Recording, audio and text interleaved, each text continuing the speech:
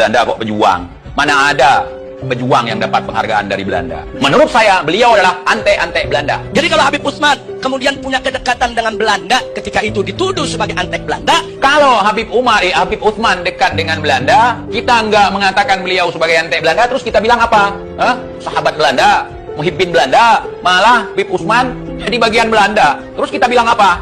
Tuduhan tersebut terlalu naif, terlalu mengada-ada. Fitnah itu terlalu keji dan kejam, saudara. Kok fitnah? Tadi Bung Rizik mengakui kalau Habib Utsman dekat dengan Belanda. Ya, Habib Utsman memang ada kedekatan. Tapi kedekatan itu sebatas beliau ingin menjaga masolihil ummah. Menjaga masolihil ummah bukan dengan bekerja sama dengan musuh, tetapi melakukan perlawanan kepada musuh. Bung Rizik, ente memaksakan sekali. Itu namanya antek-antek penjajah. Dan itu yang dilakukan oleh Mufti Batavi. Iya, sampai beliau mendapatkan lencana, ya, sampai mendapatkan bintang salib singa. Ya, Belanda secara resmi mengakui Habib Utsman sebagai Mufti Batavia. Nah, termasuk Mufti Batavia juga digaji oleh Belanda. Habib Utsman selama menjabat jadi mufti tidak pernah terima gaji dari Belanda. Nah, kemudian, saudara, begitu Senok Ugrong datang, saudara, Senok Ugrong ini yang mengusulkan kepada Belanda untuk menggaji Habib Utsman. Selanjutnya antum itu kan teman akrabnya Senok Urgoye,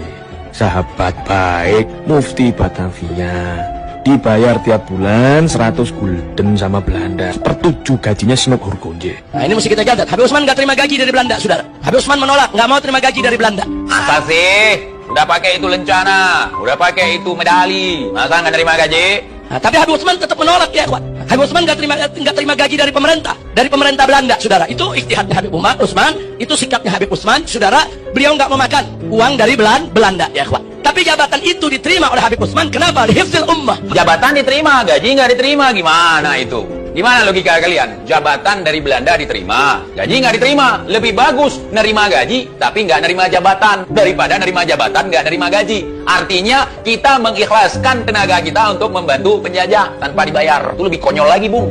Statement Anda ente kadang-kadang